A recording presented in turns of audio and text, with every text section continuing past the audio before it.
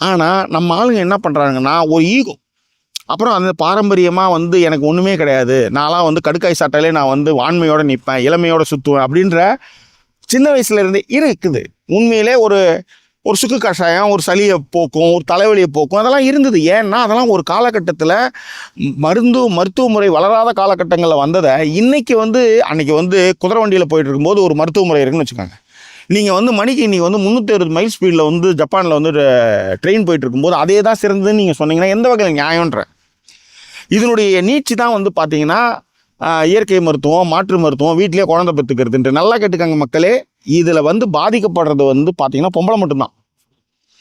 Full ரிஸ்க்கும் பொம்பளை தான். இதை வந்து மண்டைய கழுவுற அத்தனை பேருமே வந்து பைத்தியங்கள். அதை நம்புகிற மண்டையை கழுவி அதுங்களையும் நம்ப வச்சுருவானுங்க. ஸ்டீவ் ஜாப்ஸுக்கே அந்த நிலைமைன்னா சாதாரண மக்களுடைய நிலைமை என்ன யோசிச்சு பாருங்க. இந்த மாற்று மருத்துவம், இயற்கை மருத்துவம் எந்த இடத்துக்கு வருது அப்படின்னா, நம்ம நெருங்கிய உறவினர்கள் மூலமாக வரும். அப்புறம் பிரபலமான போர்வையில் நம்மக்கிட்ட வருவாங்க. அப்போ நீங்கள் அவங்கள நிராகரிக்கிறது நல்லது. நம்ம திரும்ப திரும்ப சொல்லிட்டு இருக்கோம். இப்போ கவர்மெண்ட் என்ன சொல்லியிருக்குன்னா 53 மருத்துவம் விஷயங்களை வந்து நீங்கள் அதுக்கு வந்து நீங்கள் வந்து இதுவே செய்யக்கூடாது. அதாவது நீங்கள் வந்து அதுக்கு வந்து நோயாளிகளுக்கு நீங்கள் ட்ரீட்மெண்ட்டே பண்ணக்கூடாது அப்படின்னு ஒரு லிஸ்ட்டை போட்டிருக்காங்க. அதில் புற்றுநோயிலேருந்து எல்லாம்